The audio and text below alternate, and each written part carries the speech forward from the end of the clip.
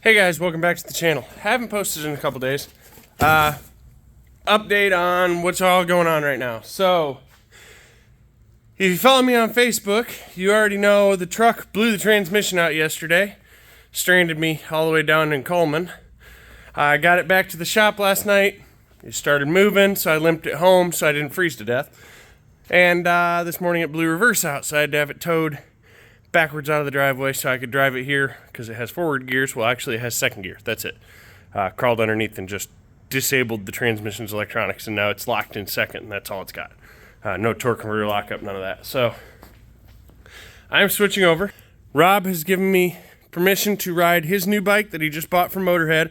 It's a Bone Stock Gen 1. I'm working on a plan to get a Tahoe here that I was given as a donor for an engine transmission for my truck, because if I'm going to do it, I'm just going to stuff them both in there because it takes about the same amount of time, honestly.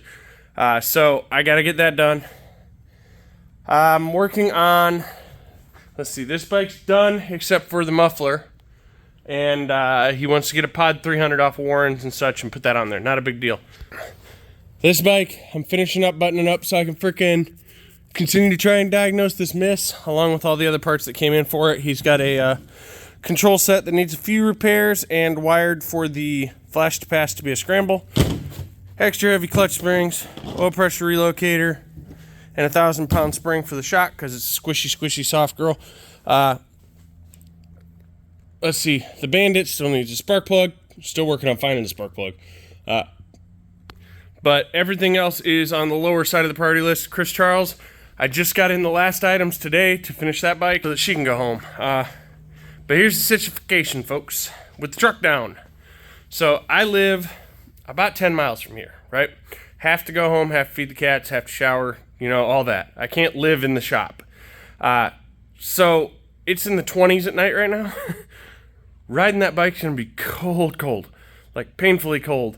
And I started my part-time job today in a couple hours so I can have health benefits because, well, I'm getting older. I need to have health benefits. I need to be able to go get a physical and all that good shit.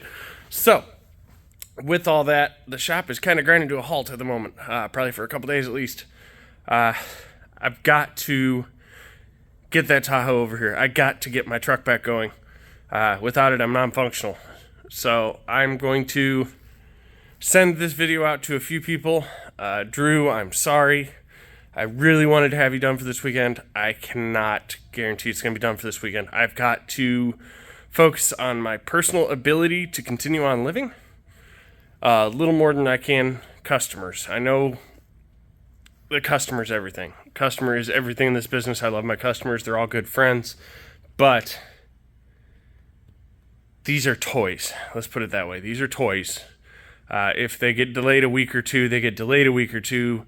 It's not going to end my customers' lives. If I go a week or two without a truck in this cold weather and I get on slick roads on a bike, it's not going to be a good situation. And I've got to be able to pay my rent and stuff. So I need to get this truck back here going so that I can continue on with that. So all the apologies, like every apology you can imagine. I don't know if y'all know what kind of bad luck streak I'm on.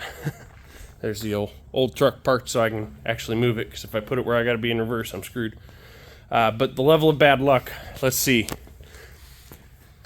This thing started up, had a misfire, thought it might be mechanical because it sounded mechanical. It is not. I tore the whole motor down. Nothing wrong in there.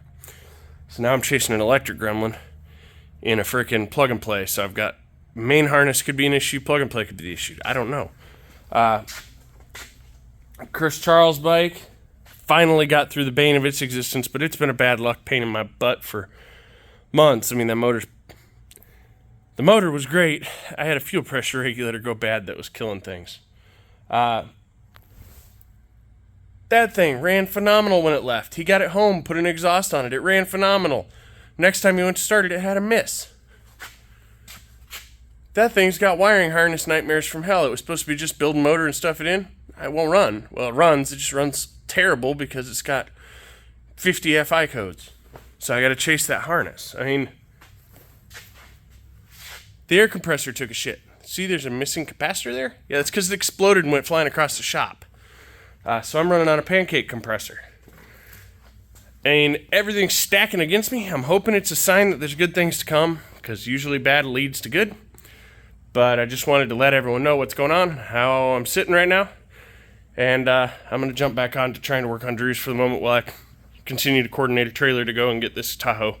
Because as soon as I can get the Tahoe here, I got to clear the shop out, put a Tahoe over there, and get a trans and engine out fast. So bear with me, guys. I am sorry.